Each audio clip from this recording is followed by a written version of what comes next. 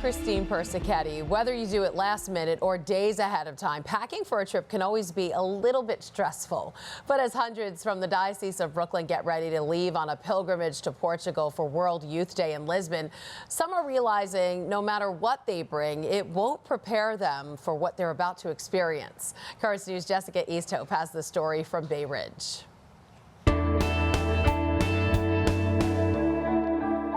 Going through security, and you just have, they'll shake it to make sure there's nothing in there. Romeo Petrick has it down to a science. Like a first aid kit. I know they make travel first aid kits. What to bring and not bring to World Youth Day. This year's pilgrimage to Lisbon, Portugal will be his 6th.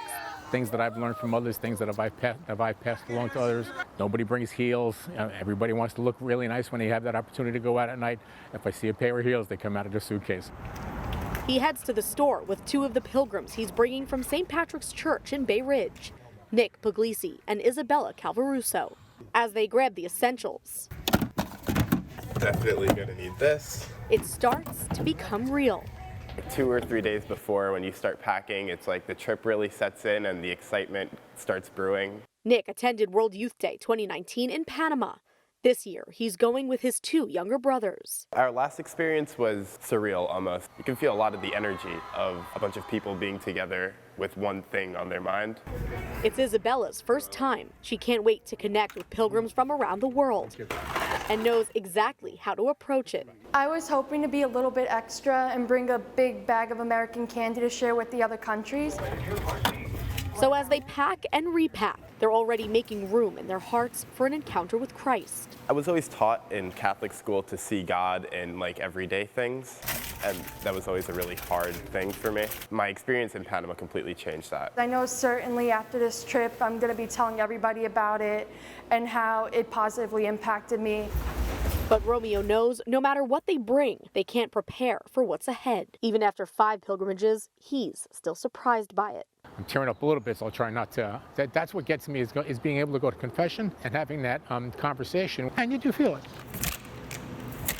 As items get checked off the list and the days count down, these pilgrims realize their faith is all they need. In Bay Ridge, Jessica Easthope, Currents News.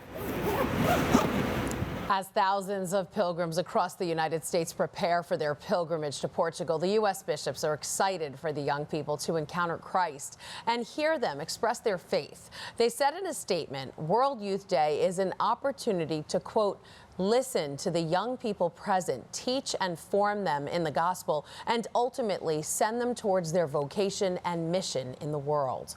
Father James Caroli, Director of Youth and Young Adult Ministry in the Diocese of Brooklyn, has been hard at work planning the pilgrimage for the youth of Brooklyn and Queens. He spoke with Currents News' Jessica Easthope about what the pilgrims have in store for them over in Lisbon. One of the things that they will experience, as everyone that has ever gone to World Youth Day, they will experience tremendous joy. The joy of being a Christian, of being a Catholic, the joy of being young and showing their faith, their hope and their love, that it's alive and that they're vibrant in the church and in the world today. The Diocese of Brooklyn actually has the largest group attending out of any diocese in the United States. Why do you think so many from Brooklyn and Queens attend? Well, I think we really have established here in the diocese a real sense of community, a real sense of family, collaboration among each other, and we truly are who we say we are, and that is brothers and sisters. Breaking down our numbers further, there are around 340 pilgrims going to Portugal in 23 different groups. How have you and Peter's Way Tours ensured the trip runs smoothly? Well, I mean, Peter's Way has done a tremendous job of organizing and bringing the structure and making sure all of the paperwork has done. Myself and I have a tremendous team that have always been in communication, but a lot of the work has to go to our group leaders. They've been working very diligently for close to 3 years. They've been doing the practicalities of the fundraising, but also the spiritual preparation. So the reason why we're able to come together, the reason why we're able to celebrate as a diocese is really because of the hard work, the dedication, and the love that they have for Christ and our youth. And that goes to our group leaders. And finally, Father, it's a trip for you too. What are you most looking forward to? Well, I'm looking forward to hearing what the Holy Father has to say to our young. knowing that his message for the youth is a message for all of us. The beautiful theme, Mary arose and went in haste. I believe the Holy Father will really speak to the young people of the need that the church has for them to go out and to proclaim the gospel, reminding the youth, but reminding all of us that we can't just wait. That is something that has to be done in haste. That was Father James Caroli, Director of Youth and Young Adult Ministry in the Diocese of Brooklyn.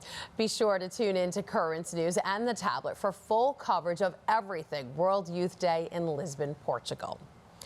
President Joe Biden is honoring Emmett Till, the black teen whose murder helped galvanize the civil rights movement.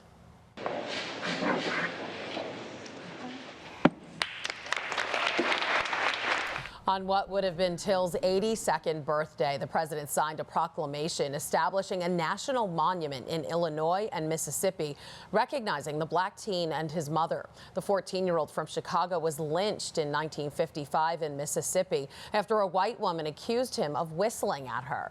His mother held an open casket funeral so the world could see what happened. A Catholic neighbor of the Tills, Deacon Arthur Miller, spoke to Crux about the monument, saying, "I think the purpose is more people will have the opportunity to maybe pause for a moment and contemplate where we were, where we are, where we shouldn't have been, and where we should go." And finally tonight, the girls at Fontbonne Hall Academy in Bay Ridge got a lesson in space from the Pope's astronomer. We're a bunch of nerds here, right? We're a bunch of fellow nerds. I've got my MIT nerd. The Holy See's Observatory Director, Brother Guy Consolmagno, spoke to the high schoolers about astronomy during their STEAM summer camp. That stands for Science, Technology, Engineering, Arts, and Math. The Vatican's observatory is one of the oldest active astronomical observatories in the world, with spots in both Vatican City and Arizona. How cool is that? And that is this Currents News Update. I'm Christine Persichetti. Thank you for joining us because we are putting your faith in the news. Hope to see you again next time.